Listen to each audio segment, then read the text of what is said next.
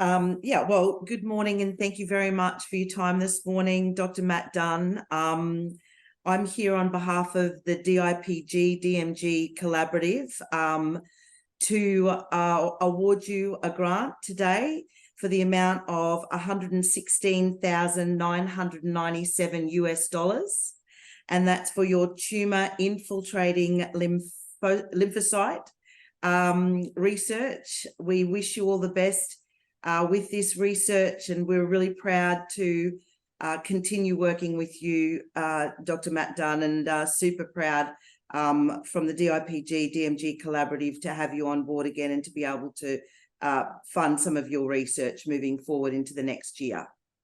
Thanks, Lenny, and thanks, Keith. Yeah, I mean, I came in this morning to meet with the student who's doing that work because all of the animals are currently succumbing, and we do have positive results from the drug causing lymphocytes to ingress into the tumor. This grant now enables us to target some of the molecules we think that are expressed on not only the tumors, but on the surrounding immune cells that typically stop any lymphocytes from doing anything positive within the microenvironment.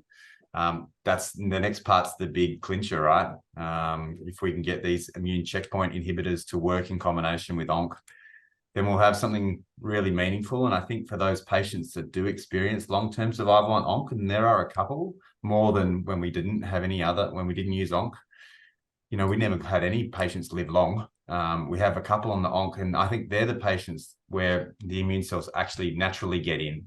And they do have an anti-cancer effect. And beautifully, about a month ago, this bloody paper comes out and it shows exactly what we've shown in melanoma in cell lines. That if you take away the mitochondria, which is what ONC does, you get this MHC class 1 effect.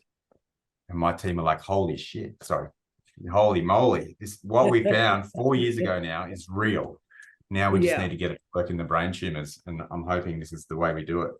Well, that's cool. Thank you, team. And you have a perspective, obviously, as a dad. I mean, obviously, your fight with Josie and her fight with DIPG, but also your background outside of the DIPG realm. I think really kind of opened up a whole new avenues, a whole new groups of avenues and strategies that no one was really thinking about.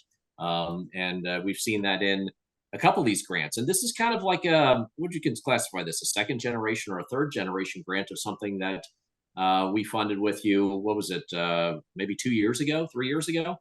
So yeah. What makes this different? What's the next step with this grant that everybody should know about? Well, the first thing was kind of the fundamental identification of how these drugs may change, not only the tumor, but the microenvironment. You know, we confirmed that in the first part of the grant. And then this part of us really enables us to try and turn it into a therapeutic. You know, it's all well and good to have this fundamental information, and it's critical that we have that. But without turning that into a treatment in real time with drugs that are available now, then, you know, the home run, as you use, Keith, the terminology doesn't come for 5, 10, 15 years. And as parents, we don't have time to wait. As friends of families that are navigating this in real time, we don't have time to wait. So our group really tries to exploit therapeutics and ideas that are meaningful for the long term, but also have applicability now. Can we exploit the tools we've got, which is limited, right now, and try and get a little bit more out of them than we've gotten previously, and use them in the right way. These things are bloody hard to study. So little drug gets there. A mouse is not a human. You know, when do we give the drugs? How long are these effects around for in the brainstem? We can characterize it in the lab quite easily, but how long is it around in the brainstem? And that requires hundreds of mice, hundreds of staff members. You know, I've got 4 people working on this because it's so tricky. You know, we treat with these drugs, we have to take some bloods, we measure the blood components, and there's lymphocytes, there's myeloid cells.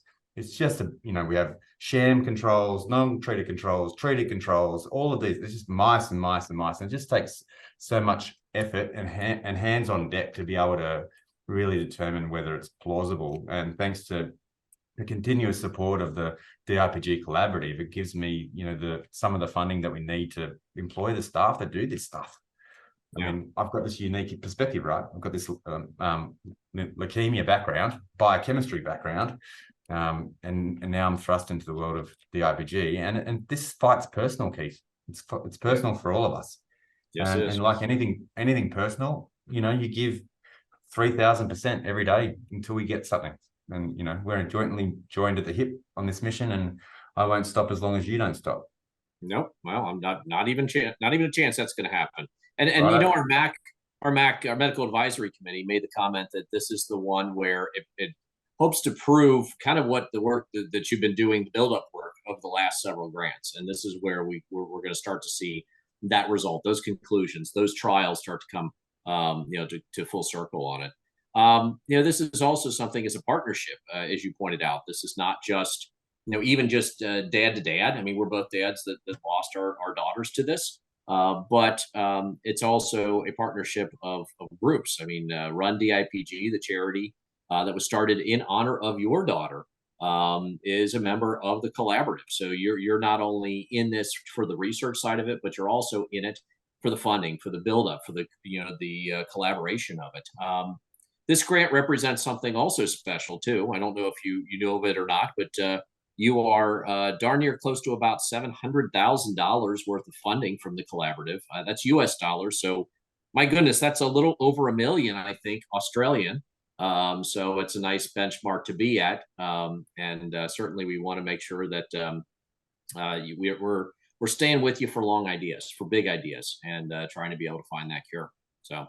Right, appreciate it. Support's cool. And, you know, Run DIPG supports the DIPG Collaborative or DMG Collaborative because you have a MAC and you fund the best research. And that's what we're after. We're after contributions to all ideas, not just mine. And that's why we kind of only chase ideas in my lab that get externally reviewed. We're happy, the charity's happy to add additional funding because, like I said, it costs a fortune to do this work. Yeah. But we like the ideas to be peer reviewed, and I appreciate the MAC and all the time that they put in to this kind of stuff. It's really time consuming, and I do a lot of it myself. But I like these ideas to be workshopped, and I often like to hear that they're not funded, and I've had other grants not funded as well. So that's how it is, and that's why we have the MAC. And I sincerely appreciate the effort of CSN and the DIPG Collaborative to going to the effort to putting together the best MAC possible.